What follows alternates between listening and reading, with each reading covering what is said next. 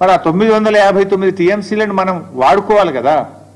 ఇవాళ పైకి ఏం మాట్లాడుతున్నారు, లేదా ఇవి సముద్రంలో కలిసే నీళ్ళు అంటున్నారు. సముద్రంలో కలిసే నీళ్లు కావు ఇవి. తెలంగాణ రాష్ట్రం వాటిని వాడుకోలేదు కనుక, పూర్తి స్థాయి వినియోగంలోకి తేలేదు కనుక ఆ నీళ్లు కిందికి ప్రవహిస్తూ ఉన్నాయి. రేపు తెలంగాణ 959 టీఎంసీలు పూర్తిగా వినియోగించుకుంటే అక్కడ నీళ్లు ఉండవు. దీని వెనుక ఉన్న కుట్ర ఏంది? ఇవాళ ఇప్పటికే ఆంధ్రప్రదేశ్ గోదావరి నది మీద ట్రిబ్యునల్ వేయాలని చెప్పి సెక్షన్ 3 కింద కేంద్ర ప్రభుత్వానికి కంప్లైంట్ చేసింది. సో గోదావరి ట్రిబ్యునల్ వచ్చే లోపే ఈ బనకచెర్ల ప్రాజెక్టును త్వరితగతిని నిర్మించి, ఆల్రెడీ ప్రజాధనం ఖర్చు అయిపోయింది, ఆల్రెడీ మేము ఖర్చు పెట్టేసినాము, దీనికి నీళ్లు కేటాయించండి అని చెప్పి ట్రిబ్యునల్ ద్వారా నీళ్లు తీసుకోవడానికి ఒక పథకం ప్రకారంగా జరుగుతున్న కుట్ర ఇది. ఎట్లా సాధ్యమైతే చెప్పండి? నిజంగా 959 నువ్వు పూర్తిగా వినియోగించుకున్నప్పుడు అప్పుడు నీళ్లు కిందికి పోతే దాన్ని లెక్క తేల్చాలి. దానికి సిడబ్ల్యూసీ ఉంది, హైడ్రాలజీ ఉంది, అన్ని క్లియరెన్స్లు తేవాలి కదా.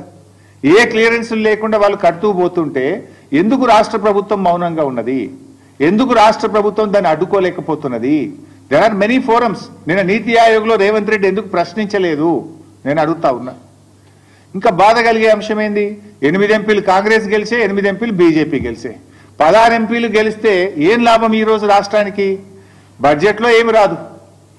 మన నీళ్లను కూడా తీసుకుపోతా ఉంటే బీజేపీ ఎంపీలు మాట్లాడరు, నా కాంగ్రెస్ ఎంపీలు మాట్లాడరు. పార్లమెంట్ను స్తంభింపజేయాలి కదా.